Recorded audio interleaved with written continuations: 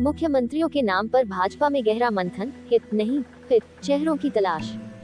राष्ट्र चंडिका न्यूज। नई दिल्ली। मध्य प्रदेश, राजस्थान और छत्तीसगढ़, तीनों ही राज्यों में चुनाव लड़ने के लिए भाजपा ने किसी चेहरे को आगे नहीं किया और वहां प्रचंड बहुमत मिलने के बाद भी इनमें से किसी राज्य में मुख्यमंत्री बनाए जाने को लेकर अभी तक कोई संकेत तक नहीं दिया है। 4 राज्यों में हुए विधानसभा चुनाव के परिणाम रविवार को सामने आ गए।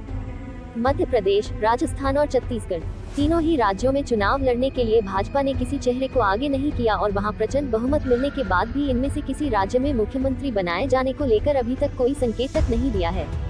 भाजपा के पास कई विकल्प। दरअसल यहाँ विकल्प को लेकर कोई संकट नहीं है, हिट या कहें कि चर्चित चेहरों की कतार है, लेकिन पार्टी आलाकमान की नजरें इनमें से उन चेहरों को तलाश रही हैं जो न सिर्फ राज्यों में सक्षम नेतृत्व दे सके, बल्कि अगले वर्ष होने जा रहे लोकसभा चुनाव के दृष्टिकोण से भी प्रत्येक समीकरण में फिट बैठते हों।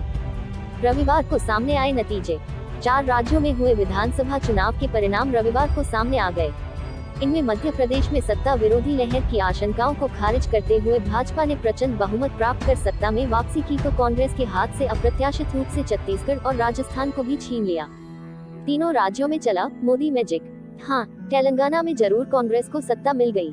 इसमें कोई संदेह नहीं कि भाजपा द्वारा जीते गए इन तीनों ही राज्यों में मोदी मैजिक मतदाताओं से सिर चढ़कर बोला है, लेकिन टीम वर्क के रूप में स्थानीय नेताओं की भूमिका को भी सिरे से खारिज नहीं किया जा सकता।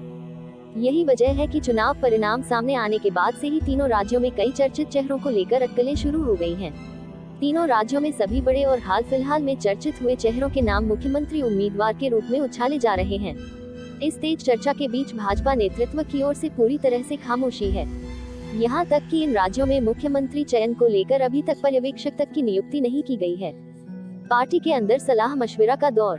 पार्टी सूत्रों के अनुसार शीर्ष नेतृत्व अभी इन राज्यों की गहरी राजनीतिक सामाजिक समझ रखने वाले नेताओं से सलाह मशविरा कर रहा है।